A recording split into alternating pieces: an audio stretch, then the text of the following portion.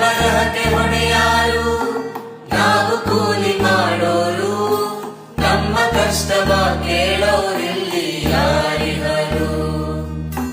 ಕಣ್ಣು ಇದ್ದು ಕುರುಡಾರು ಆಗಬಾರದು ಯಾರು, ಕಾರ್ಮಿಕ ಕಾರ್ಡನ್ನು ಮೊದಲು ಮಾಡಿಸಿ ನೋಡು.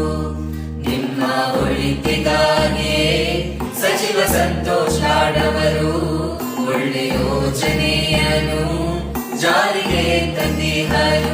ಪಿಂಚಣಿ ಸೌಲಭ್ಯ, ಹೆಲ್ತ್ ಬೆನಿಫಿಟ್ಸು, ತೆರಿಗೆ ಸೌಲಭ್ಯ, ಇನ್ಶೂರೆನ್ಸು, ಇನ್ನೂ 10 ಹಲವಾರು ಯೋಜನೆಗಳಿವೆ.